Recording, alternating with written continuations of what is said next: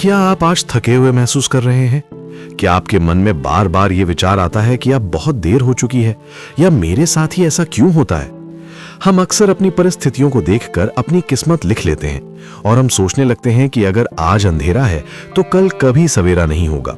लेकिन आज मैं आपसे एक ऐसी सच्चाई साझा करने आया हूं जो आपकी नकारात्मक सोच की जंजीरों को तोड़ देगी। ये संदेश केवल शब्दों का समूह नहीं है, बल्कि आपके जीवन के लिए एक नया दृष्टिकोण है। आप सभी को जय मसीह की।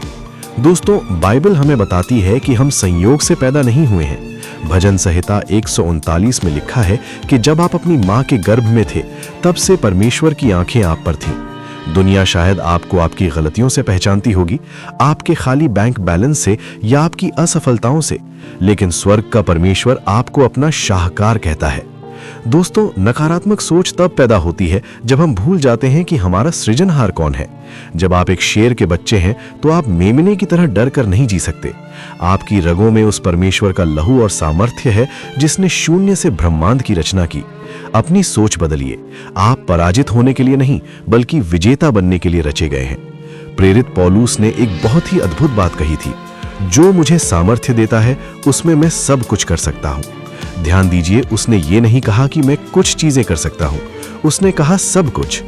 अक्सर जब हमारे सामने कोई बड़ी मुसीबत आती है तो हमारी नकारात्मक सोच कहती है तुमसे कुछ नहीं होगा, तुम हारे हुए हो। लेकिन विश्वास की सोच कहती है ये मेरे चमत्कार की शुरुआत है।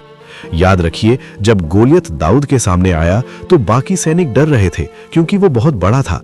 लेकिन दाऊद ने सोचा ये इतना बड़ा है कि मेरा निशाना चूक ही नहीं सकता। आपकी समस्या कितनी बड़ी है ये मायने नहीं रखता, मायने ये रखता है कि आपका परमेश्वर कितना बड़ा है। अपनी समस्या को बताना बंद करें कि वो कितनी बड़ी है, बल्कि अपनी समस्या को बताएं कि आपका परमेश्वर कितना महान है।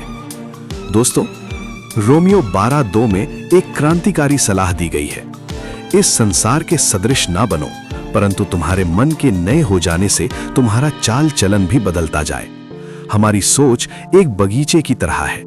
अगर आप इसमें नकारात्मकता के बीज बोएंगे, जैसे मैं नहीं कर सकता, मैं गरीब हूं, मैं बीमार हूं, तो कंटीली झाड़ियां ही उगेंगी।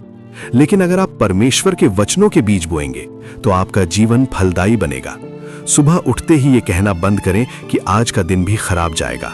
इसके बजाय कहें, आज परमेश्वर की करुणा मेरे लिए नई है, आज मेरे लिए नए द्वार खुलेंगे।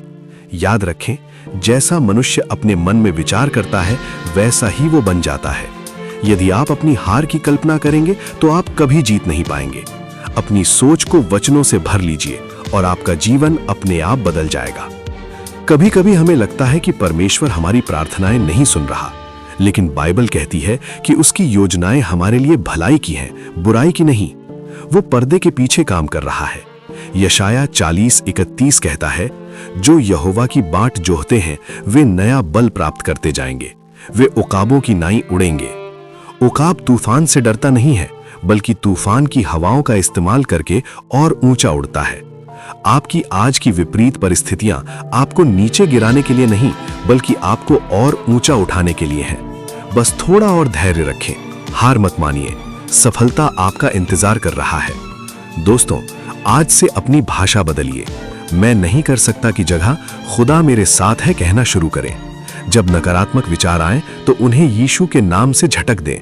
आप एक विजेता हैं, आप अनमोल हैं और आपके जीवन का सबसे अच्छा समय अभी आना बाकी है। विश्वास रखें, क्योंकि जिसके साथ ईश्वर है उसका कोई कुछ नहीं बिगाड़ सकता। दोस्तों, इस संदेश को समाप्त करने से पहले मैं आपसे एक सवाल पूछना चाहता हूं, जिसका उत्तर आप कमेंट में हां या नहीं में दे सकते हैं। क्या आप आज से ये फैसला करते हैं कि आप अपनी परिस्थितियों को नहीं, बल्कि अपने परमेश्वर के वायदों को देखकर अपना जीवन जिएंगे? यदि आपका जवाब हां है तो कमेंट में लिखें और इस वीडियो को उस दोस्त को भेजें जो आज हताश महसूस कर रहा है। आपकी एक शेयर किसी की जिंदगी बचा सकती है। God bless you.